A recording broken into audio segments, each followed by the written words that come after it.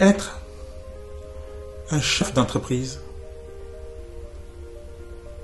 nécessite quelques qualités. Nécessite déjà un charisme naturel. Oh, je sais qu'en le disant, cela peut paraître provocateur. Parce qu'on me dira, ben non, vous savez, on peut travailler. C'est vrai, je suis d'accord. On peut construire ça, mais on le construira d'autant plus facilement qu'on aura des qualités naturelles. Mais vous avez des personnes qui ont des qualités de manière brute, qui ont des qualités qui fait qu'elles n'ont même pas l'envie. Parce qu'avant de travailler sur les qualités, avant de travailler sur le potentiel, avant de travailler pour affiner les qualités des uns et des autres, il faut que la personne ait déjà l'envie.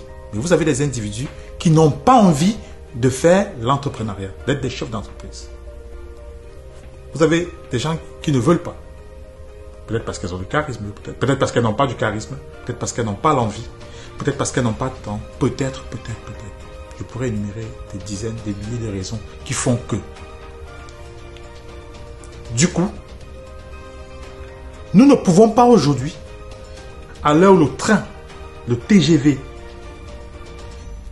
de la mondialisation est en train de passer devant notre porte, décider de s'arrêter et d'avoir la prétention de faire de 1,3 milliard d'Africains 1,3 milliard d'investisseurs. J'allais dire ici de chefs d'entreprise. Ce n'est possible, ce n'est vrai nulle part. En Chine, on n'a pas 400 millions de Chinois entrepreneurs. Aux États-Unis, on n'a pas 300 millions d'entrepreneurs. Au Nigeria, on n'en a pas 200 millions. En Inde, on n'en a pas 1,2 milliard ou 300 millions. Non, ce n'est vrai nulle part. En Allemagne, on n'en a pas. En Australie, on n'en a pas. Ce n'est vrai nulle part. C'est faux. Et chaque fois, vous entendrez quelqu'un vous rabâcher qu'on ne peut que pour s'en sortir dans la vie, il faut seulement être entrepreneur.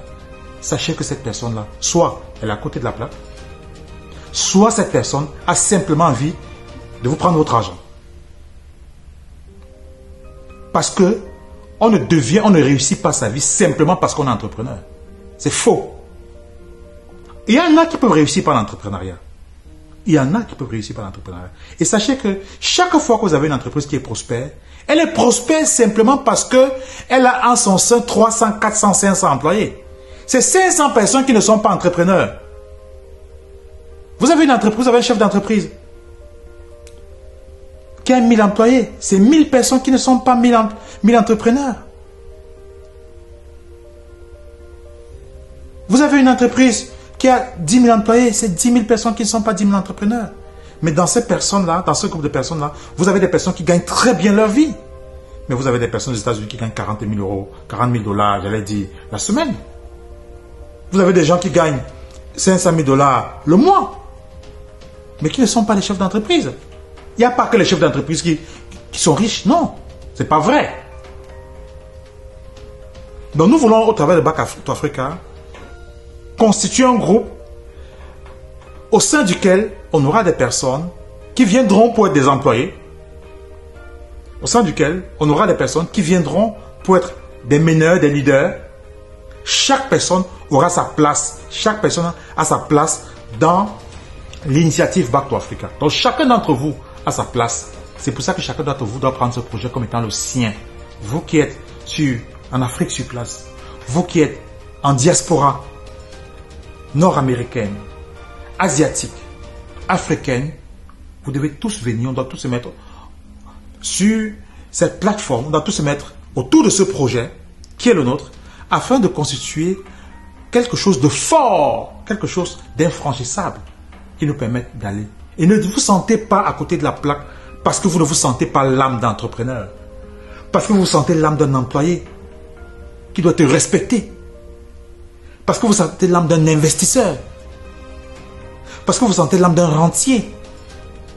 Tout le monde a sa place. Tout le monde a le droit de rentrer en Afrique. Tout le monde a le droit de rentrer en Afrique. Nous vous disons tout le monde a le droit de rentrer en Afrique. Et c'est parce que tout le monde a le droit de rentrer en Afrique que chacun d'entre nous devons faire ce geste à partir de maintenant. C'était tard hier déjà. C'est tard maintenant. Mais le moment le plus propice pour le faire, c'est maintenant.